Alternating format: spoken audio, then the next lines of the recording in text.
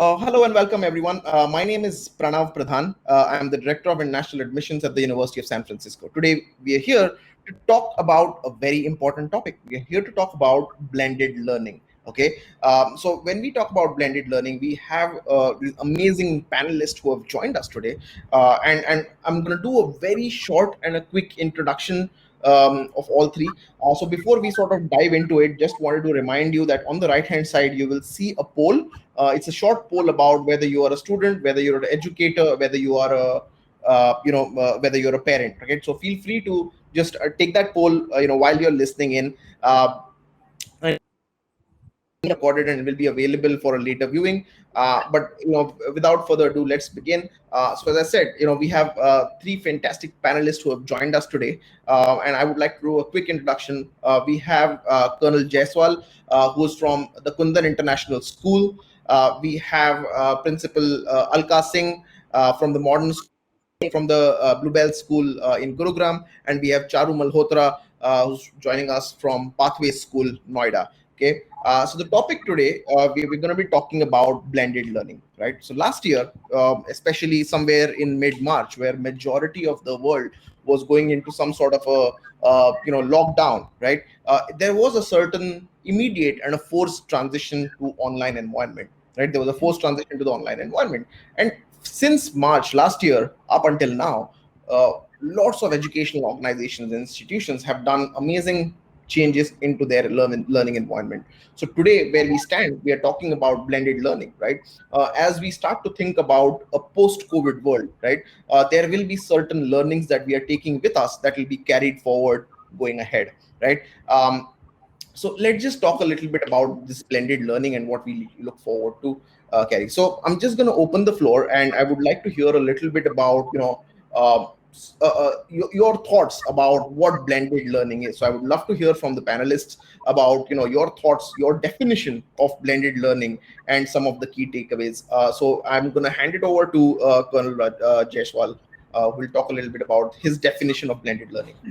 Thank you, Pranav, for giving me this chance to express my views on blended learning. Actually, currently amongst the educators, community, there is a, or even in the parents or the students community, the word blended learning has gained currency.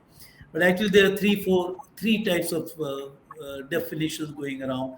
One is what is hybrid learning, what is online learning, and what is blended learning. Blended learning is a new animal in the zoo, you can say. Otherwise, we always knew what is online learning, and hybrid was always a method used by every teacher in the classroom. So, what has happened is that a large number of people have actually started calling online learning as the blended learning, Mhm. which actually, to my understanding or my way of looking at things, is not the right definition. I will give you two concepts. One is blend. You have a blender.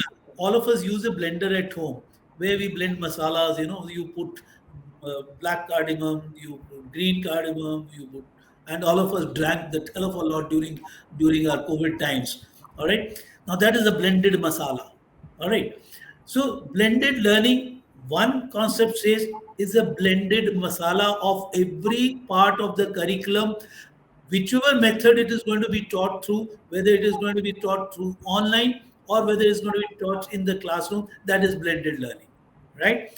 The second concept is that blended learning is something because of the technology boost which has entered in our system, in our country, it has proliferated, and the pandemic brought out the best out of the people from the technology point of view.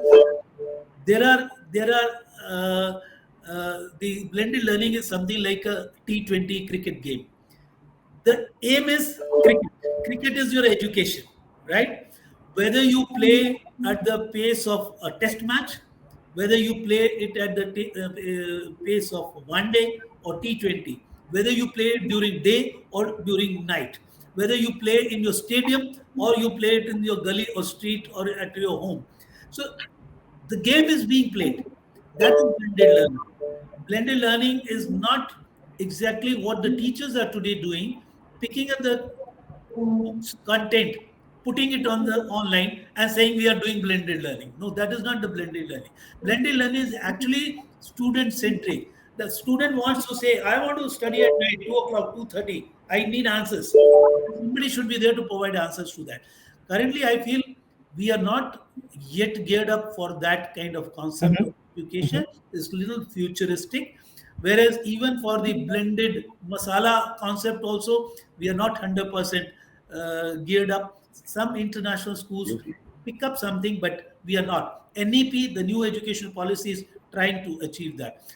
What we are following is hybrid learning. Some students are sitting in the class, the rest are sitting at home. The teacher is keeping the mobile on the desk and talking to the student. That is hybrid learning. Rest, when the complete shutdown, lockdown is, you're only going for online learning. So these are my four definitions. Go ahead, please. Sounds good. Thank you so much, sir. Charu. According to me, yeah. So for me, sir, thank you very much. You explained it really beautifully. According to me, what I would, what I've observed in the blended learning is that actually, in a very simple way, it is a combination of traditional learning and the modern available technologies which have been blended in to go ahead and deliver what the teachers want to deliver, especially at these tough times. I agree that it is a generation which is already super saturated with technology. But Mhm. we also have to understand that this is a generation which is also super smart with technology. We have seen teachers in the last 1.5 year. I have seen them leave their comfort zone and try every bit of technology to go ahead and impart information to the children in some way or the other.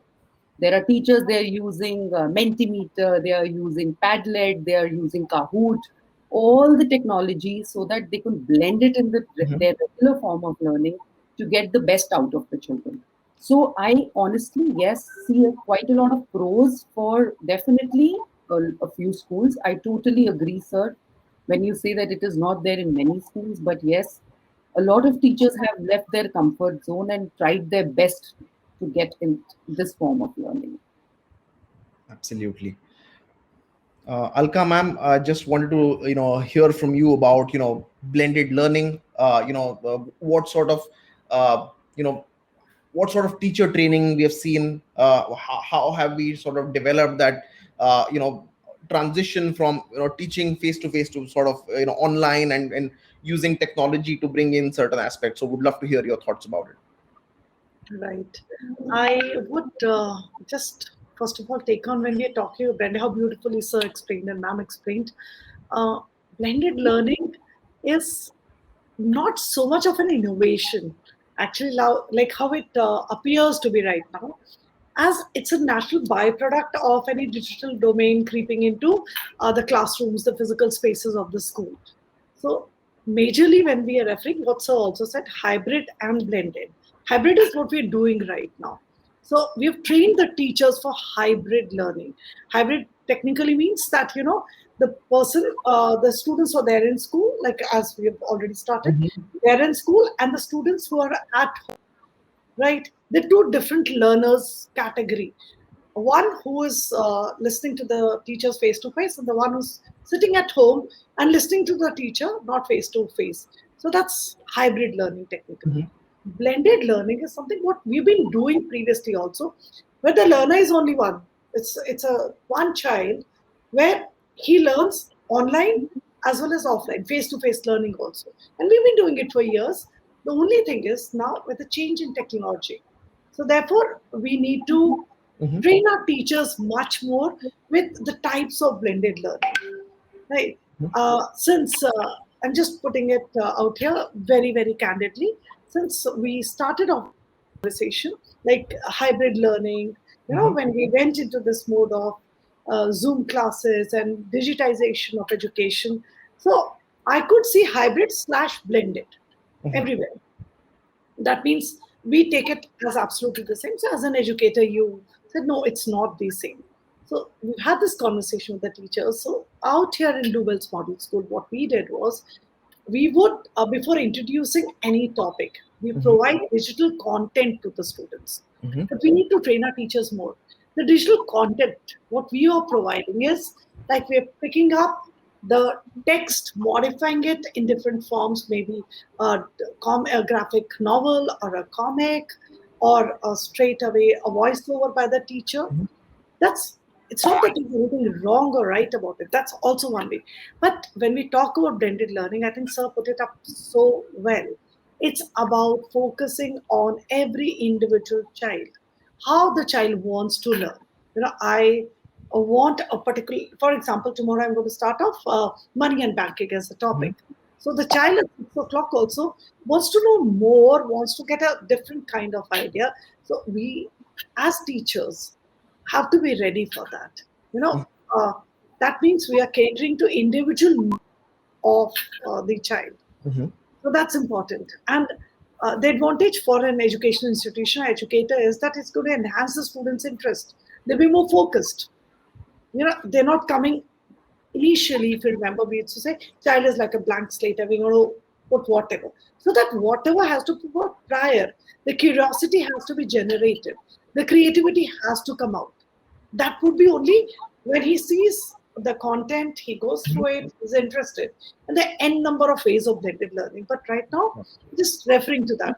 So the teacher training is important. First Mhm. of all, to differentiate what we're doing is hybrid and what we've been doing is blended, but we need to work on it more. Because as I think we would say, it's the new normal with the NEP coming in, with the Industrial Revolution 4 coming in. So we need to prepare our students Mhm. and design this education system in such a way which is forward looking, not a backward looking.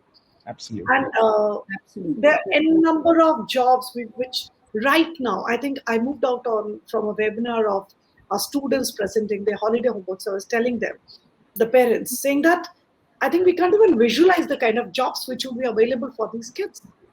So for me, what I need to prepare the students for is for, uncertainty. They have to be prepared. God knows what is going to come up, and promote agility, adaptability. That is something what we need to promote. I think blended learning Mhm. incorporates all that, and we're going to prepare the students for that. Sounds good. My point of For view the on blended. change, which is constant. At this moment, I think one thing that is constant is change in the Absolutely. last few years. And that is what Absolutely. they have to adapt to. Yes, Absolutely. absolutely. It's Um, not like memorizing the facts and figures what we used to talk about. It's like the students need to learn, how to solve the problems, how to be a problem solver. sounds That's the training what we need to Exactly, give to the exactly. students. So, in terms of what I'm hearing, right, there is a lot of innovation that is required. There's a lot of training that is required. And one very important thing to think about in this situation is that there's definitely going to be a need of a lot of technology. There's definitely going to be a need a lot of resources, right? So just thinking and taking a step back, how does this new normal, how does this blended learning sort of come across socioeconomically diverse groups? I mean, there will be some schools, would have, you know, unlimited resources available, train their teachers to sort of cater to their kids. At the same time, we look at the structure and the disparity. So would love to hear thoughts on those lines. Colonel Jaiswal, you mentioned that disparity is something that really kind of comes as a hindrance when we talk about blended learning. So would love to hear your thoughts on those socioeconomically Okay. diverse groups. There is a survey, rough survey carried out by an agency which was published in the Tribune a couple of days ago. The Tribune is a local newspaper here in Chandigarh area. And of course, it's a national daily, so it goes right up to South India also, but mainly focused towards North India.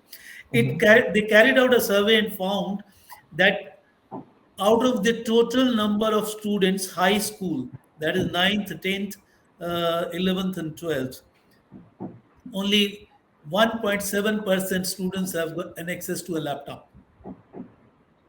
Okay. And about 43.7% students have an access to a mobile in India. When I'm talking about pan India. So this roughly gives you the figures when you divide this with your own. If you're obviously if you're in a metro or you're in an international school, you're in a different world. You're only used to kids bringing their own device. What is the American concept? BYOD, bring your own device. So they bring their laptops, they bring their tablets, they bring their iPads, etc. But the schools which I am handling, we have large diversity. Uh, I have in one of the schools out of 400, 144 students are economically weaker section. Many of them do not have a mobile. Their fathers are a taxi driver. The father takes the mobile, and the child is without a mobile. So in such a situation, the challenges to the teachers are much more. They have to engage with the child in off hours when the classes are over. So I'm always adjuring my teachers, don't neglect them just because the child does not have a mobile. We are trying to do some community fundraising to at least give a device to each child. Maybe give it as a loan from the school if you don't want to give it as a charity. The word charity is a little abhorred at times. So we give it as on loan from the school. So this kind of situation is going on in majority of the schools. Majority means 80 to 85% schools in the country today are facing this. Many of them have not joined online classes. There has been a huge learning loss which has happened in the country. And I'm sure our educational authorities are aware of this. Those who can afford, they're in a very comfort zone. So they can keep making improvement, everything. But when you look at national level, the things are very bleak. Thank you, Colonel Jaiswal. So, again, as I said, this would be a topic of discussion on its own, because it's when you think about such a large country, you think of such large, socioeconomic students coming from different backgrounds. There's just a lot to sort of think about. Just going over to one of the next and the important topics, right? We always have students, we have teachers, there's learning, but there's also a lot of support services that are available in the school, right? You have guidance counselors, you have psychological counselors, there are other support services that are athletics, there are so many other things that happen in a school. So I would love to hear from Charu a little bit about how a counseling office has sort of taken blended learning into or how it has adapted to the new online world. So, for the college counseling office, honestly, it's been more of a challenge. Reason being, when you don't get to meet the students physically, it's difficult to really understand them. It is a challenge if you don't get to catch hold of them and get to have a half an hour, heart-to-heart chat with the child in order to understand the child. It was okay for the initial 1 or 2 months, but now it's been a year or so. So you understand there are more batches which have come into grade 11 and 12. However, if I see the rosy side of it, things have become easier for us in terms of accessing university fairs. So now, earlier, it used to be the universities who used to come to us, but now everybody is easily available in information sessions. Earlier, there used to be one information session the whole year. Now we have at least one every month for the universities that the children want to go to. So they're easily available. Things like if I need to catch hold of parents on a Zoom meeting, it is very easy. We would have the mother attend, and so many times the father missed the meeting. I think since the last 1.5 years, we haven't had, we see more and more meetings with parents, whether the father is connecting from the car and the mother is connecting from home. So those things have really improved. Of course, we have platforms, as Sir mentioned, that certain schools, we do have CAlpha and other platforms which we were always using, which helped us to keep ahead of technology. But in these tough times, yes, we have tried to make our own platforms also, where we've been having these university fairs, which we organize for the school. We've learned breakout rooms, and we've learned so many other things. We've inculcated it in the everyday thing for college counseling and the other services. It's a challenge, but there are few things we would keep even when things come back to normal. So in the new normal, we would definitely keep Zoom meetings with parents because it would save their travel time and our travel time. We would have more attendance. I'm sure many universities, and Mr. Pradhan, you would be the better one to tell us would clearly tell their executives that, okay, I think we can save on the travel if you can meet from here and, correspond with the schools that you visit every year. So there will be positives that we would keep. And of course, we wait for the new normal anyways. That's that.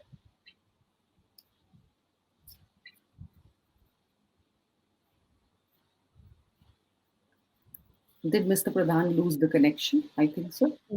I think so, but I totally agree with Charu ma'am what you were saying. There are positives to the counseling right now because the flexibility is there. Yeah. With the digitization, and you can easily connect to Yeah. anyone. Though there are negatives in terms that when you're working, there is no routine because now everybody knows you can be on a Zoom call. So there are Saturdays Yes, working, there are Sundays working. I think we all need to put ourselves in a certain routine, which now, because of Zoom and because of the online platform, has become a little difficult. But yes, there are positives we all would like to keep also. But Absolutely. if you go absolutely. into the deeper thought, actually, what Sir said, that Colonel Rajesh said, that actually, if you look into the deeper thought, we all need to give a thought for the fact that there's just 1.7%. I also today have just got the statistics from him who own a Yes, laptop. So that is also an eye opener for India. that's Absolutely. actually an eye opener, no doubt. And so, in So, terms of what you, Charu ma'am, what you just said, in terms of, the interactions have reduced. They have been a little, I would say, a little less. Physical interaction. Physical interactions have reduced a little bit. And just to like add to that, at the university side of things, this year we just decided to make recommendation letter optionals because earlier, lots of times a student or even a recommender may not necessarily feel talking about a student with a short online interaction, right? So that was just there has been adaptation on both sides, right?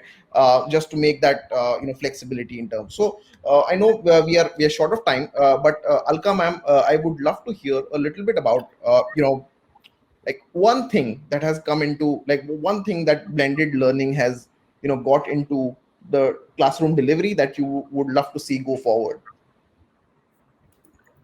I feel with blended learning, there's one thing what I would actually like is that deep learning takes place. The major motive is that the student, the concept, whatever is being taught, it is generally, we were focusing only on the assessment. He has to Mhm. give an examination, score a particular percentage, and then move on. But that is not the real purpose of education. Is the concepts to be taken up in the right manner, apply in the real world. That is possible only, I would say, when we take on blended learning in the real sense, not like a hybrid, blended learning in the real sense, providing you know to Mhm. the student with whatever is being taught to the outside world. Sounds good. That's something which I look forward, and I would say that that is what would be my learning outcome of blended learning as an educator. Absolutely. Thank you so much. Yeah. So, sir, And last any closing comments on yeah, on? may I just throw a googly into the entire blended learning? All right. Absolutely. Uh, you see, there is a, professor in US called Professor Presley. He's a psychologist. He's come up with a theory that the children who are born in this century, uh, because of their exposure to the mobiles and devices like these, uh, their neuroplasticity is different than us, who were born maybe. Uh, I presume both of you were born in the last century. Yeah. So uh, we thought differently when we grew up as kids. They are thinking differently. Their wiring is different now, Sounds and good. therefore, when we talk about blended learning, it is easy for them to grasp. But the educators are trying to deploy their own templates Mhm. because we are immigrants. We are not the digital natives. We are the True. digital immigrants. We have come from outside. Okay. However hard you may try when you go to Western countries, you will remain an immigrant. Okay, even if you get the permanent residency. But the fact of the matter is that as long as I am alive to this situation, that this kid is learning faster than what I'm thinking.